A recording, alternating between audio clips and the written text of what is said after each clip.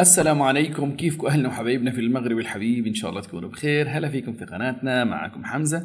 اليوم رجعت لكم فيديو جديد ورياكشن جديد.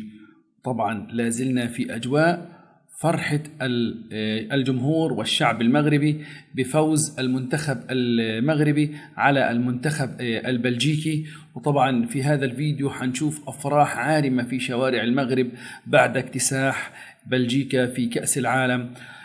طبعا حنشوف الناس الآن وفرحهم وانبساطهم وخروجهم في الشوارع بالآلاف للمشاركة وتعبير عن فرحهم وانبساطهم في فوز المنتخب المغربي وتأهله. وربنا يديم المحبة على الشعب المغربي وعلى الأمة العربية والإسلامية. بس قبل ما نبدأ الفيديو لا تنسوا تحطوا اللايك والشير والسبسكرايب، تضغطوا على جرس التنبيه ليوصلكم كل إشعار فيديو جديد احنا بننزله. ولا تنسوا تتابعونا على مواقع التواصل الاجتماعي الفيسبوك والإنستغرام، ورابط الفيديو الأصلي إن شاء الله حتلاقوه تحت في الأسفل في صندوق الوصف من قناة شيفوز إن ماروكو. بس قبل ما نبدأ الفيديو لا تنسوا الصلاة على الحبيب محمد صلى الله عليه وسلم، ويلا نبلش بالفيديو.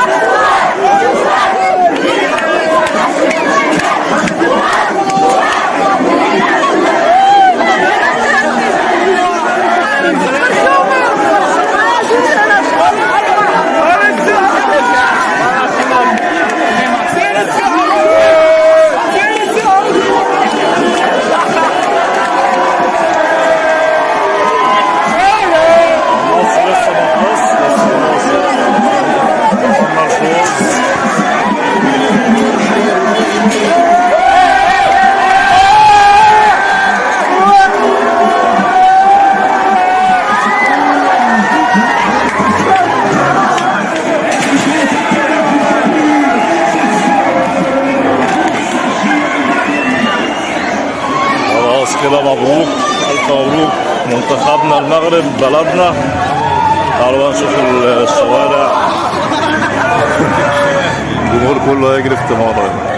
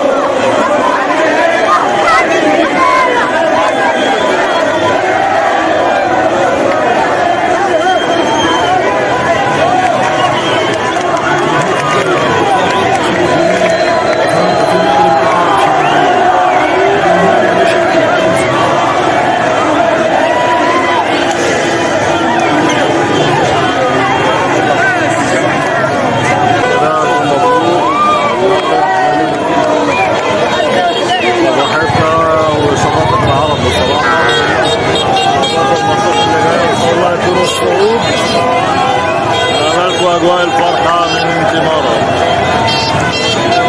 ألف مبروك.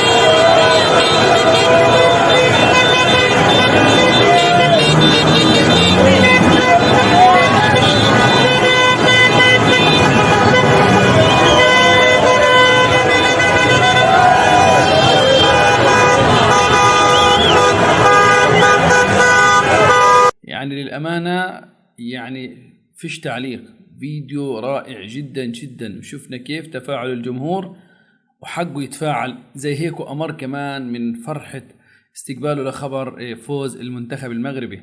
وهيك خلص الفيديو، ونتمنى من الله العظيم أن يكرم المنتخب المغربي بالتأهل إلى نهائي كأس قطر 2022 والمشاركة والحصول على كأس قطر والفوز به بإذن الله تعالى. وهيك خلص ردة فعلي، وإن شاء الله تكون عجبتكم. وإذا عجبتكم لا تنسوا تحطوا اللايك والشير والسبسكرايب، تضغطوا على جرس التنبيه ليوصلكم كل إشعار فيديو جديد إحنا بننزله. ولا تنسوا تتابعونا على مواقع التواصل الاجتماعي الفيسبوك والإنستغرام. وبدنا من كل أهلنا وحبايبنا في المغرب الحبيب وصلوا هذا الفيديو لأكبر عدد من المشاهدات واللايكات. تحياتنا من فلسطين وخاصة من غزة، والسلام عليكم ورحمة الله تعالى وبركاته.